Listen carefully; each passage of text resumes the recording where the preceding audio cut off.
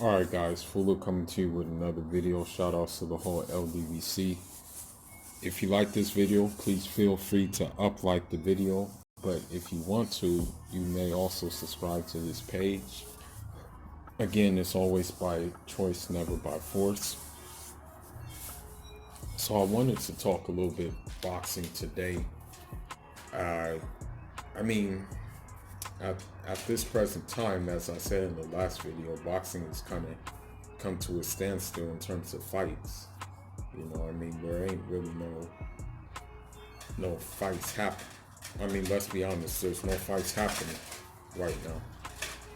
So what's coming out really is just little news tidbits here and there, and other fighters just, still talking about that Wilder and Fury fight, actually.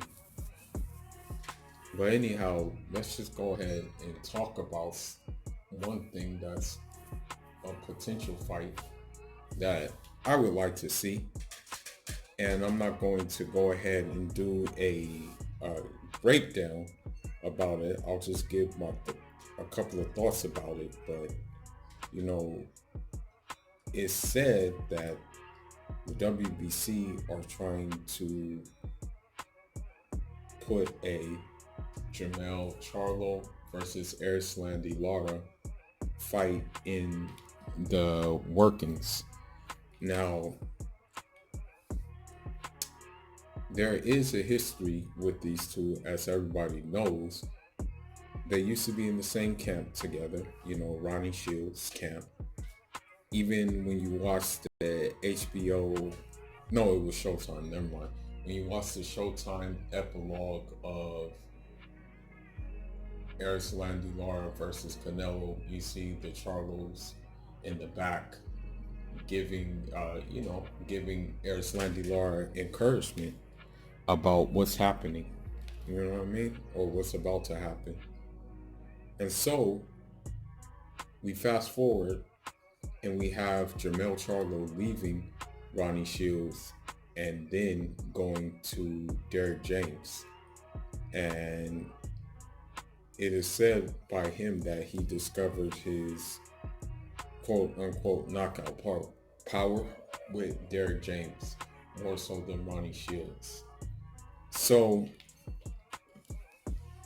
then, once the knockouts came and once these accolades came with him, so did a sense of I can beat anyone come with him as well. And one of the names he mentioned was Erislandy Lara. Now, to take it a step further, when Erislandy Lara and Jarrett Hurd were fighting or getting ready to fight, when they were doing the weigh-in, I believe, I think Jermell Charlo caused a little bit of a scene in regards with the weigh-in. I think he was talking things like, oh, this is BS, this, that, and the other, and something like that. I don't know, but there was a little bit of a scene there at the weigh-in. Now, arguably, that Jarrett Hurd Erislandy Lara fight was a fight of the year in the fight of the year category, most definitely. Unfortunately, the decision did not go Erislandy Lara's way, but anyhow, he still wanted a rematch with Jarrett Hurd. When the rematch fell through, Erislandy Lara said that he wanted Jermell Charlo, and that never came into fruition. And a lot of I really think that because it didn't come to fruition at that time, that was mostly due to Jermell Charlo. Because at that time, Erislandy Lara was still under Ronnie Shields. And Ronnie Shields, though, even said that he would train Erislandy Lara to fight, Jermell Charlo, despite the fact that, that was once one of his fighters. And so due due to that, that fight never took place. You know what I mean? But at that time, if you ask me, really and truly, I don't think that Jermell Charlo was keen to fight Erislandy Lara at that time. Now, we fast forward now. The WBC is saying that they are talking about putting this fight into play. Now, some questions need to be asked about this fight. Okay? The first question, of course, is when will it happen? Because we don't know when anything is going to happen due to this current situation we're facing right now with this COVID-19. You know, we don't know when this fight is going to take place. We really don't. You know? So, I mean, the talk is cool, you know, just to keep things buzzing. You know what I mean? Like, that's always a good look, you know? But it remains to be seen if it's going to happen or not. You know what I mean? That's the thing. Now, another thing that needs to be asked. Does Erislandy Lara have enough in the tank to get the job done? You know, Erislandy Lara is arguably one of my favorite fighters. I've been following Erislandy Lara since he fought Paul Williams and when he was fighting early in his career. Okay? I've been liking Erislandy Lara. One of the things I like most about him is that he does not care what people say about his style. He goes in there, he gets it done, and he gets it done in a business-like fashion. To be honest, I like Erislandy Lara's whole demeanor. The thing is, the reason why I like Erislandy Lara's whole demeanor is because you don't really hear him talking that much. You know, when it comes down to it, he just goes in there and does what he has to do. Even when he fought Austin Trout, right? You know, Trout was like da da da da da da blah blah blah blah, but Erislandy Lara is so cool and collected. He's like tranquilo, you know, tranquilo, and he's just basically he's saying, you know, just wait and see, just wait and see on what's going to happen. You know, so that's the one thing I like about him is the business-like mindset he goes into fights. And the second thing I like about him is that he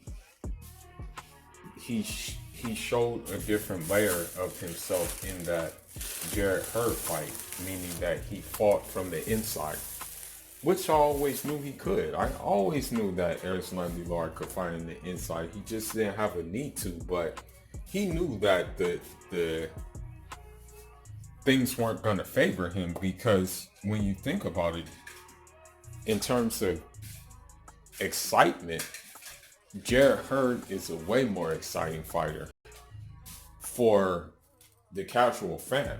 You know what I mean? So that was going against him. So I think that's why he fought on the inside when he fought Jarrett Hurd. You know what I mean? So now the question remains, because that Jarrett Hurd fight did take a lot out of him. The Brian Castano fight didn't really take that much out of him. The Ramon Alvarez didn't really take anything out of him. I don't even think that dude was hit in that fight, or he was hit very few times. I mean, I think he smoked him in the second round or something, and he was all hitting him with chin shots, chin shots, chin shots. Okay, that's the thing I also like about him, is the accuracy of his punches. Now, as far as Jermell Charlo is concerned, he does have a pretty decent boxing ability. You know, I think he is a pretty good boxer. He does have the athleticism, which can make him exciting and whatnot. But I'm just gonna keep it real. His demeanor is that of a fake thug. You know what I mean? Like, I'm just gonna keep it a buck. I mean, because me, I'm not even gonna sit here and cap or big myself up, but I grew up, like, I don't want to say I grew up, but a part of my life, a considerable part of my life was spent in the 60s. And for all my LA homies, y'all know how cannibalistic it once was, but it's changing because of gentrification.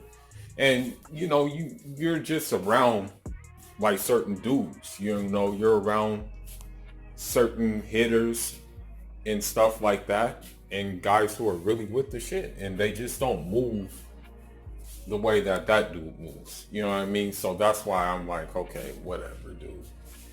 Just box. You know what I mean? And even if you are gonna be that, at least do it in a way that's gonna hype up the fight in a better way. You know what I mean? Like, come on now, man.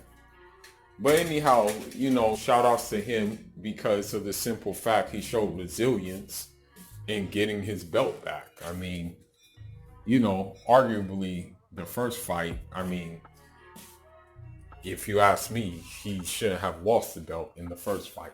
Me personally, I thought the fight belonged to Jermell Charlo. You know what I mean? But he showed resilience to get the belt back, which is important. So the bounce back was pretty good. So that brings on another question. Will he be able to exercise that athleticism against Erislandy Lara? Because when it comes down to it, I'm going to tell you this, and I'm not going to break down this fight. I'm just going to give a brief, picture on how this fight will play out. This fight comes down to youth and athleticism versus skills and experience. That's what it really comes down to. Because when you look at Erislandy Lara's resume, he has some names on his resume. He has some pretty good names that he got in there and danced with. You know what I mean? When you look at Jermell Charlo's resume, I mean, he has a couple of decent names on his resume. But the thing is I guess you can say he has more of the urgency to knock these guys out. You know what I mean? And he'll go for it. So I don't know how that will play out. You know what I mean?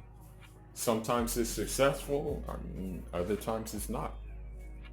But it remains to be seen. I mean, I want this fight to happen. I would love to see this fight. Because during I want to say the Jarrett Hurd fight, Showtime did a little bit of a backstory to Erislandy Lara, and Erislandy Lara was saying that Jermell Charlo has a belt and I want it too. So here's his chance to get it if this fight gets made, and if Corona and things like that are clear, maybe we get this fight in the summertime. I don't know. But anyhow, man, that's all I got.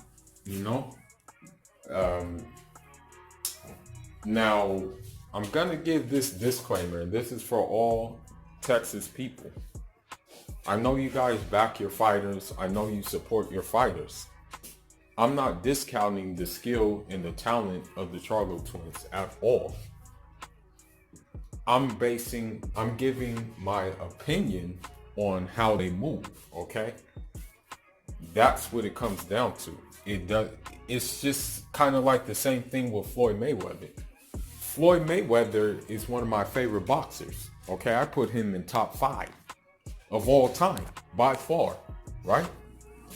But outside the ring, he's a mark. You know, I'll be real. That nigga's a mark. And so this is how I view the Charlos. Okay? I'm not discounting the boxing of them at all. Because like there's a difference. If you're gonna hate, if you're like a hater, then you'll just discount everything that someone does. You know what I mean? But if you're just a fan of the sport, you'll get behind the boxing, but then, you know, outside of the boxing, you're like, oh, those niggas are marks. You know what I mean? So yeah, that's how it is. You know, this is my opinion, and it's no disrespect. You know what I mean? I'm pretty sure, you know, there's other people who think some of the boxers I like are marks. You know what I mean? And I'm not about to sit here and tell them like, yo, you know, don't do it. You know what I mean? That's just their opinion, cuz. But anyhow, man, that's all I got for now. Leave your thoughts and leave your comments. For all my followers, man, God bless y'all. I just hope y'all like really, you know, find some kind of peace in this bullshit we're going through, man. You know, as difficult as it is to do so, but you know, it is what it is, and you just gotta get through this shit. But anyhow, man, Fool is signing out. And Charlo.